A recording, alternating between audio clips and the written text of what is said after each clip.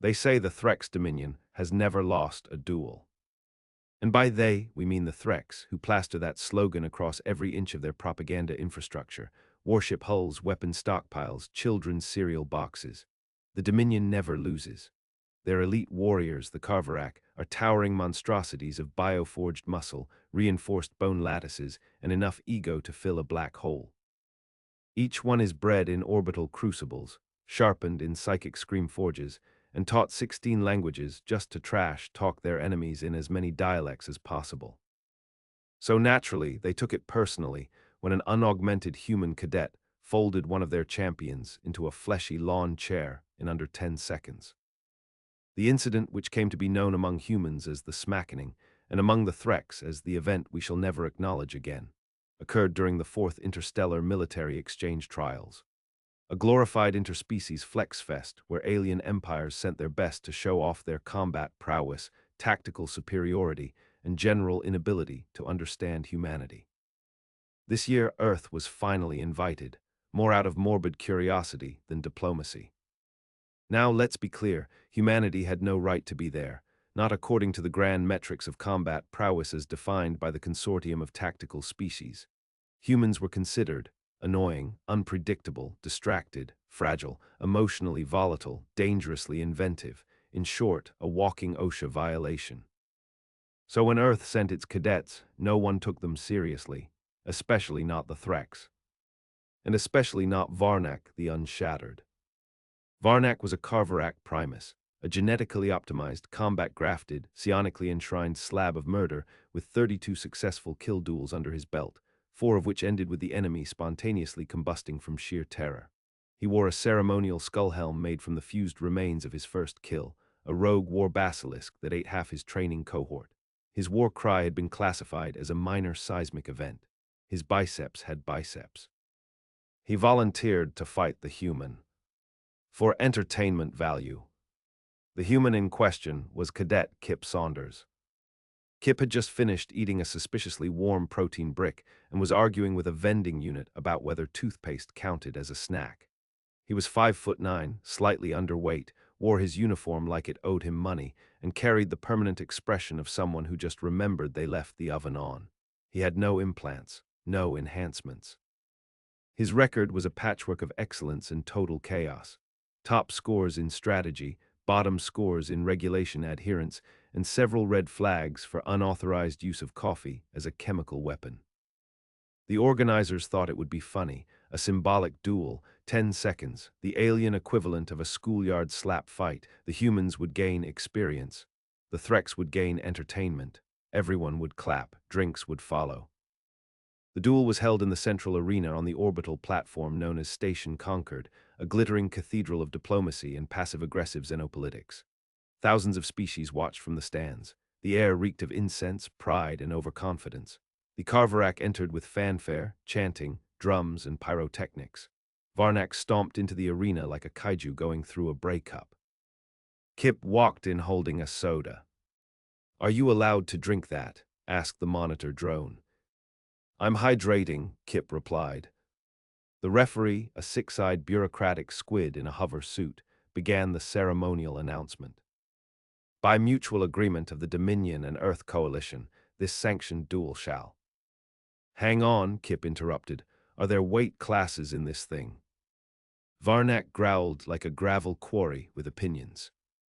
"There is no weight class," the squid ref huffed.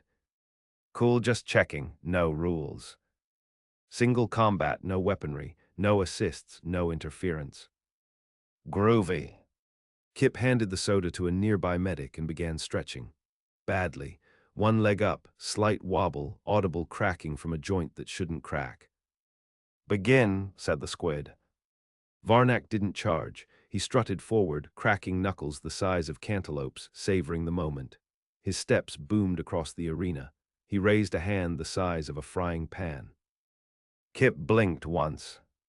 Then he moved.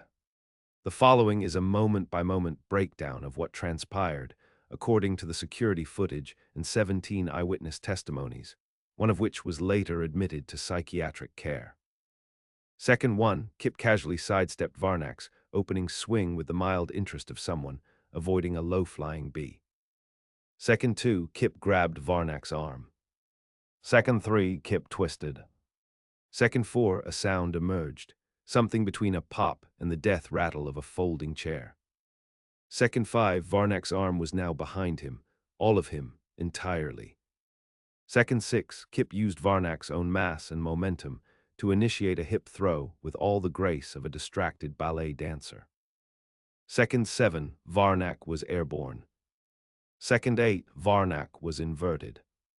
Second 9, Varnak hit the ground so hard the seismic sensors on the lower deck registered it as a microquake. Second 10, Kip sat on Varnak's chest and tapped twice on his helmet like a dinner bell. Tap out, big guy. Silence. A full stadium of species from across the galaxy stared as their collective concept of combat collapsed like a flan in a neutron storm. Then Varnak, breathing in short, shuddering gasps, wheezed. I submit. Kip gave a thumbs up to the ref. Great match. Can I get my soda back now? The crowd lost its collective mind. The Threx went into a stunned, embarrassed silence. One tried to challenge the outcome and was immediately headbutted by a junior officer. The humans, meanwhile, began chanting USA despite Kip being from New Zealand. No one cared. Kip was hoisted on shoulders. Interviews followed. Merchandising rights were discussed. A dance remix of the fight footage was uploaded within the hour. But the most important moment came not in the arena, but in the viewing lounge of Admiral Zarnthos, the strategist supreme, who watched the replay 57 times before muttering, "We may have miscalculated."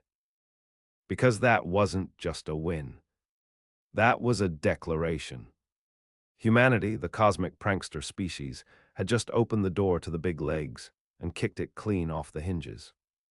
2 hours after the duel, Kip Saunders was in a diplomatic holding cell being interrogated by 4 different species, and a chair with delusions of authority. The room smelled like antiseptic and suspicion. A single light buzzed overhead with the flickering defiance of a bulb not paid enough for this nonsense.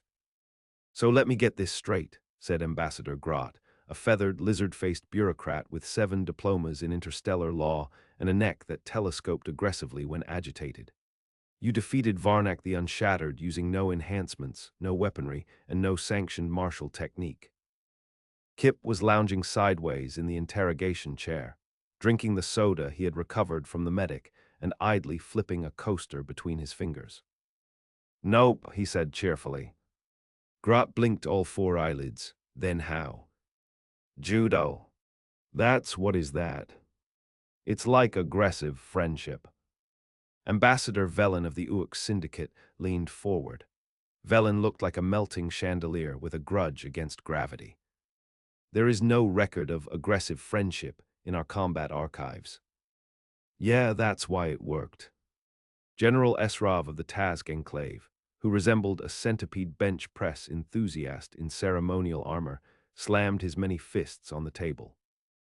This violates every known metric of warrior assessment. Sounds like your metrics suck, Kip said, stretching like a cat that hadn't been informed it was in trouble. Meanwhile, the chair, which had been promoted to Lieutenant Sentience during an AI rights campaign, shuffled awkwardly and asked, "May I log this conversation as a security anomaly?" No, said all 3 ambassadors at once. Kip leaned forward, resting his elbows on the table. Look, you brought me here because I embarrassed your genetically superior death gladiator. I get that, but maybe ask yourselves why he lost. You trained him to fight an opponent. I trained to break expectations. See the difference? No, said Grot flatly. Kip grinned, exactly. Across the station, chaos was blooming like a fungal rebellion. The dual footage had gone viral across 17 star networks. Dozens of species had started uploading parody videos reenacting Kip's 10-second takedown using plush toys, holograms, and interpretive dance. The Threx Dominion attempted to suppress the footage, which only guaranteed it was now being played in galactic bars as background ambience. Back on Earth, a cereal company began drafting a contract for Kip Crunch, breakfast of wildcards. The first 10 prototypes tasted like smugness and victory. Within 24 hours, Kip was promoted. Not asked, promoted, there was paperwork, it chased him. The Earth Coalition Defense Authority, a barely functional pile of semi-military agencies duct-taped together by budget constraints and raw audacity, decided Kip was now their new face of unconventional operations. His new title, Envoy of Unstructured Tactical Engagements, which meant he was now paid to show up, mess around, and make aliens doubt their career choices. His first assignment: attend the Interstellar Unity Gala on the upper decks of Station Concord and behave himself. He showed up late, wore the wrong uniform, brought a date who turned out to be an escaped experimental botanist named Tulip with a criminal record in 3 sectors, and accidentally started a salsa line dance that caused the Grullic delegation to redefine cultural warfare. The ambassadorial floor turned into a disco war zone. Several species declared it exhilarating. One panicked diplomat claimed Kip's moves were a precursor to psychic assault. The station's AI tried to shut the music down, and Kip reprogrammed it to drop a beat instead. By the time order was restored, the Nacho bar had been looted, the task general was crowd surfing, and a delegation of ambassador fungi were conducting a peace treaty while still glowing from bioluminescent intoxication. The fallout. 2 trade deals were signed, 1 civil war ended, and the Grullic homeworld reclassified dance combat as an official military branch. When confronted by his superiors the next day, Kip responded, "I was networking." The reprimand was downgraded to a commendation. But not everyone was pleased. The Threx Dominion was livid, not just at the loss but at the implications. If a human cadet could dismantle their finest without enhancement, what did that say about their decades of bioengineering, their honor systems, their entire culture of war? So they did what angry, insecure, war-happy empires always do when embarrassed. They challenged humanity to a formal escalation. The 5-trial gauntlet of martial ascendance. 5 trials, no substitutes, no augmentation, no excuses, species against species. Glory to the victor, humiliation to the defeated, and full diplomatic bragging rights for the next 100 cycles. The Earth Coalition stared at the challenge. Then they stared at Kip. "Absolutely not," said Admiral Rivas, slamming her tablet on the table. "He's not even trained for this," said another officer. "He barely follows orders." "Exactly," said a third, rubbing his temples. "He's perfect." Kip walked into the meeting eating popcorn. "I vote yes." "You don't get a vote." "Still yes." The response was delivered. Humanity accepted the challenge. Across the stars, bets were placed. Empires laughed. A few worried. Some remembered ancient prophecies about the smiling chaos. The trials would begin in 72 hours. Kip was given a room, a training area, a warning, and 17 pages of rules he promptly turned into origami ducks. Tulip the botanist moved into the adjacent room with a greenhouse and a taser. She was already placing bets on which species would cry first. Somewhere deep within the Threx command vessel Dominion's claw, Varnak the Unshattered lay in his recovery pod, watching the dual footage on loop, whispering to himself, "How did he sit down so fast?" The galaxy watched. Kip sharpened his smile. The countdown began. 3 days later, the trials began. They were held in the Gladiatorium Spire, a colossal rotating arena suspended in low orbit above the moon of Urtelzarn, where gravity fluctuated slightly and everyone pretended it wasn't a problem. The spire was a mix of Colosseum, space monastery, and deeply unfortunate interior design decisions. Each trial would be broadcast across all coalition-aligned star systems, complete with commentary, analytics, and a live drama feed for any facial twitches detected during combat. Trial 1, The Path of the Proven. A classic endurance and tactics gauntlet. 1 combatant, 1 labyrinthine arena, multiple enemy constructs, and a time limit. Participants were expected to navigate, survive, and conquer while being judged on efficiency, honor, and form. The Threx champion, Orvac the Worthy, completed the course in 16 minutes, slicing through steel-plated drones with ballet-like precision and grunting inspirational slogans the entire way. Kip Saunders arrived to the event 15 minutes late, wearing slippers and holding a breakfast sandwich. "Where is your combat gear?" demanded the announcer drone. I was told no weapons. These are anti-slippery. That is not a, what is that in your hand? Lunch. That violates protocol. Kip took a bite, nodded with appreciation, and walked into the arena while still chewing. From the stands, 100,000 aliens watched with the intensity of a nervous parent at a toddler's piano recital. The maze shifted as Kip entered, walls reconfiguring with a metallic screech. Drone sentinels activated, laser traps spun up, and the announcer began narrating with formal gravitas. And now, humanity's first contestant must navigate the path of the proven. Let us witness his courage, his discipline, his. Kip walked through the first wall. Not through a door, not a passage. He walked through the wall. By this point, he'd realized the labyrinth was modular. The walls were mobile panels on magnetic runners. With the slippers, rubber soles, and a good sandwich in hand, Kip simply identified the weakest junction and shoved. 5 seconds later, he was in Sector 3. The announcer sputtered, judges conferred, a Threx priest screamed. Kip didn't care. He was already whistling as he disabled a laser turret by tossing a heat-trapped sandwich half into its sensor housing. The turret tried to recalibrate, choked on grease vapor, and exploded. Kip retrieved the still intact half, blew on it, and kept walking. 10 minutes in, he had redirected 2 sentry bots into each other's line of fire using a broken mirror and some aggressive flattery. Bribed a patrol drone with a signed headshot of Varnak the Unshattered and a sticky note labeled, "Better luck next time." Hijacked a security console to reroute the final boss mech into a maintenance closet. Left a thank you note at the finish line written in 7 languages and ketchup. His time, 9 minutes, 30 seconds. When asked for his reaction, Kip said, "It was a nice walk. Wish I'd brought a drink." Trial 2, The Right of Equals. A direct one-on-one duel between champions, under full gravity constraints, with real weapons and no enhancements. The Threx sent Jargal the Silence Breaker, a stoic murder artist in obsidian armor whose sword had a name, a poem, and its own literary agent. Kip walked into the dueling chamber, wearing a bathrobe. "I thought this was the right of equals," he said, brushing toast crumbs off his chest. "Seems a little dramatic on your end." Jargal said nothing. He simply raised his blade, which began humming with ancestral resonance. Kip picked up a broom. The crowd gasped. The announcer had a small processor seizure. Somewhere in the stands, a group of humans began chanting, "Sweep the leg." The duel began. Jargal struck with textbook grace, horizontal sweep, reversed arc, feint to upper slash. Kip blocked all 3 with a broom handle, a sidestep, and pure indifference.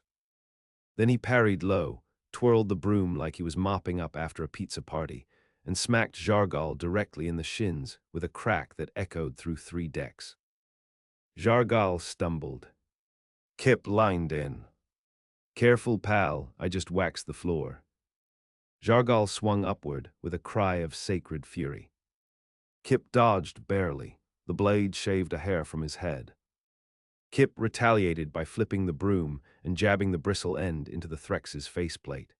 The dust cloud from that maneuver alone caused 3 spectators with asthma to file complaints. Jargal, disoriented, swung wildly. Kip kicked him in the ankle. Then in the other ankle. Then swept the legs. Jargal hit the floor like a sack of melodrama. Kip leaned on his broom. "You know what's cool about being human," he said. "We're really good at cleaning up messes." Jargal, stunned and sprawled, tapped the floor in submission. The audience was silent for exactly 2 seconds before a Vrexian in the upper balcony began slow clapping with its secondary limbs. Then the humans started chanting again. This time, mop justice. Elsewhere, behind many walls and layers of security clearance, Threx strategists were panicking. "This should be impossible," muttered Lord Marshal Vectel. "We analyzed every human neural structure. They're a species of distraction, of memes, of emotional volatility."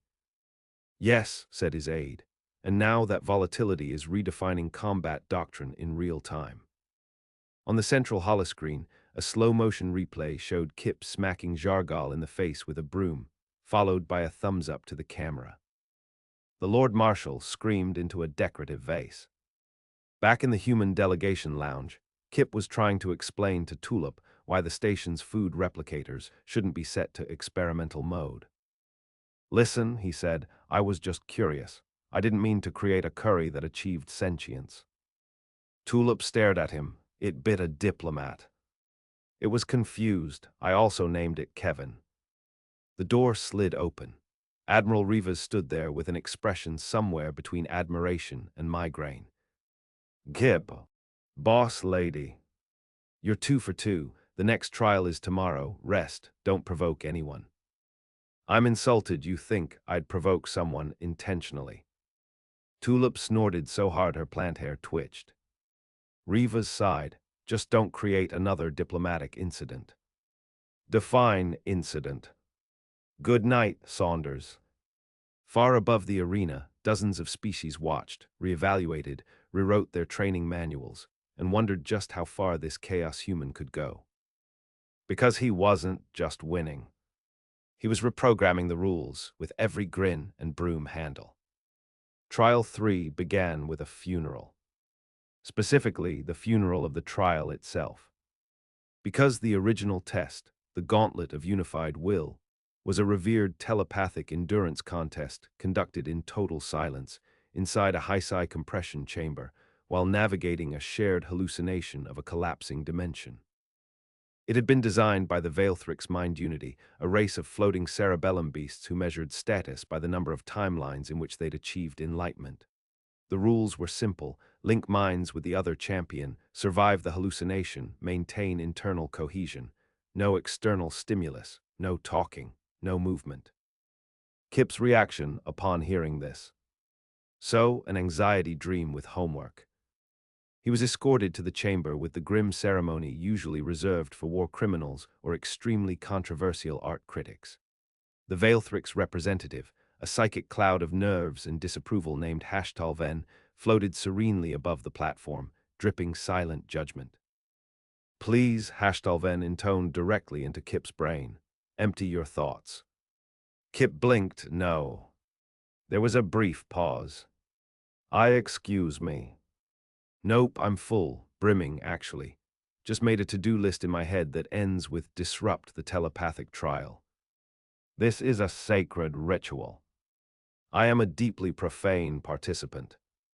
Before Hashtalven could protest further, the chamber sealed. The psychic link engaged, reality folded inward. The shared mindscape manifested as a shifting fractal landscape of emotional terrain, manifested trauma, and interpretive memory constructs. Kip's mind showed up in cargo shorts and a t-shirt that read, "I'm with stupid," pointing at Hashtalven. The telepathic arena blinked. Is this your subconscious?" the Veilthrix whispered, aghast. "Nope, this is the part I let people see. Hang on." Kip reached behind a metaphorical curtain and yanked it aside. The illusion shattered. Instead of fear mazes and ego tunnels, the landscape turned into a trampoline park filled with inflatable ducks, espresso fountains, and holograms of cats playing jazz saxophone. The laws of the mental plane screamed in confusion. A psychic representation of stress manifested, tripped on a banana peel, and burst into confetti. Hashtalven screamed. Not vocally, not even psychically. Existentially. "What are you doing?" "Teaching the hive mind about vibes. You're unraveling the collective unconscious." "No, I'm redecorating it." In the observation chamber, the judges watched as the psi monitors short-circuited. The room's ambient hum hit, octaves never documented in physics. The Veilthrix Council began arguing with each other telepathically and accidentally created a self-aware side conversation that ran away and joined a theater troupe. Back in the arena, Hashtalven attempted to eject Kip from the mind link. Instead, Kip redirected the neural loop back into itself. The result: Hashtalven was now trapped in his subconscious, which, to be fair, was hosting a beach party. "Have a smoothie," Kip offered, handing the stunned Veilthrix a drink labeled regret with coconut. Hashtalven collapsed into a reclining lounge chair and stopped attempting language. The psychic feedback loop broke. The trial ended with a soft ping. Kip stood in the middle of the chamber, whistling. "That was nice," he said. "Tell the Hive I accept their surrender." The Veilthrix later issued a formal apology and began a cultural reform movement. One of them painted Kip, face on a monastery wall, upside down. Trial 4, The Construct of Honor. A purely ceremonial dance fight rooted in ancient ritual movements designed to demonstrate grace, rhythm, and heritage. Each champion was to perform their species' most sacred martial dance under observation. Points were awarded for form, intensity, spiritual resonance, and not accidentally summoning an ancestor. The Threx chose their traditional ancestral war flow. A 12-minute routine performed shirtless, with 7 bladed limbs, 2 vocal harmonics, and a fire-encoded stomp sequence that had once scared a volcano into retreating. Kip showed up wearing aviators and a bathrobe. The robe was tie-dyed. His entrance was delayed by 5 minutes because he was arguing with the stage technician over whether dry ice could be replaced with strawberry-scented fog. The music began. Kip's performance. Chaotic brilliance. He moonwalked across the stage, flung off his robe into the crowd, performed interpretive breakdance to the sound of Earth's Take On Me remix, mimed fighting invisible bureaucracy, and finished by doing the worm across the holographic floor while holding up a sign that read, "This is cultural expression, deal with it." 3 judges fainted. 1 threw up a flag. The Threx ritualist attempted to storm the stage and was accidentally swept up into the finale, where Kip dipped him like a ballroom partner and declared, "We are all warriors of rhythm." The humans in the crowd lost their minds. The Tazk Enclave awarded him honorary citizenship. The Uax Syndicate legalized rave combat. The judges, unable to find a rule technically broken, awarded Kip a perfect score and took a brief sabbatical to contemplate their life choices. 4 for 4. The Threx Dominion's panic was no longer internal. It was now policy. Emergency war councils convened. The Dominion's grand strategist proposed a full cybernetic review of Kip's anatomy, only to be told that he passed all scans and is approximately 74% snacks by internal mass. Worse, the galaxy had begun copying him. Small resistance groups, underground cultures, mercenary bands, they all started using Kip protocols, prank-based infiltration, illogical maneuvering, weaponized unpredictability. He had become a meme of warfare. And now only one trial remained. Trial 5, the Arena of Finality. No rules, no limits, one-on-one combat. The Threx would send their finest. Humanity would send Kip. And Kip. He was playing cards with Tulip in the mess hall. "You ready for the final round?" she asked, sipping something green and lightly humming. "Sure," Kip said, throwing down a royal flush. "What are we betting this time?" "Laundry duty for a month." "You fiend." He stretched, stood, and grabbed his jacket. "I hope their champion brings something new," he said. "I've gotten pretty good at breaking expectations." Tulip smirked. "What if they expect you to be unpredictable?" "Then," Kip said, sliding on his sunglasses, "I'll hit them with consistency, just to mess with them." The stage was set. The galaxy watched. The Threx unveiled their final champion, Korith the Absolute, a biotemporal war entity capable of predicting probabilities, generating quantum blade constructs, and moving with such speed that most cameras had to simulate his movement post-factum. Kip arrived late, chewing a candy bar. "Sorry," he said, ran into a sentient vending machine. Negotiations were tough. The crowd lined in. The signal was given. The duel was about to begin. The Arena of Finality was a marvel of architecture, physics, and galactic overcompensation. Spanning a quarter-kilometer in diameter, with shifting terrain plates, gravity distorters, and enough spectator capacity to house 3 minor religions and a very confused wedding party, it hovered above station, conquered like a judgmental eye. The final trial of the gauntlet would be witnessed by over 2 billion sentient beings across multiple time zones and dimensions. A dozen alien commentators stood ready to narrate what many expected to be a masterpiece of structured violence. On one side of the arena stood Korith, the Absolute. He didn't walk into the arena. He arrived, teleported in a burst of stabilized paradox energy, trailing echoes of his future selves and the scent of ozone nightmares. 7 feet tall, wrapped in fractal armor that shimmered between realities, he moved like a glitch in spacetime wearing a snarl. His combat record had its own galactic wiki. Entire moons had been designated as Korith memorial craters. He was the Threx Dominion's final card, their unstoppable weapon. And he looked furious. On the other side, Kip Saunders stepped into the arena holding a hot dog. "Is this going to take long?" he asked the referee drone. "Because this has mustard, and mustard doesn't age well under combat pressure." Korith didn't respond. He raised one finger. Time shivered. Kip's hot dog ungrilled itself, then regrilled itself in reverse. The crowd gasped. "Right," Kip muttered, adjusting his collar. "One of those guys." The announcement blared across the stadium. "Final trial, begin." Korith vanished. Not moved, vanished. He reappeared behind Kip, blade already materializing from pure kinetic probability. Moving to strike at a location Kip would statistically be 2 milliseconds later. Kip was not there. He had stepped slightly to the left, bent over, and tied his shoe. Korith's blade cleaved the air where Kip's neck had been, arcing into a teleport predictive feint.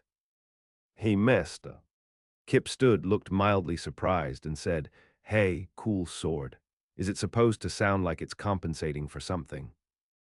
Korith lunged again, 6 strikes in the span of one breath, each one laced with dimensional spin. He struck across space, across probabilities. He stabbed past, present, and potential. Kip dodged. Badly. Not gracefully. He tripped once, ducked twice, flailed, and at one point fell sideways into what looked like a victory roll with none of the flair. But he didn't get hit, not once. Korith narrowed his eyes. Then activated Chronoform Protocol. He fractured into 3 temporal selves, past, present, and future, all attacking in coordinated fury.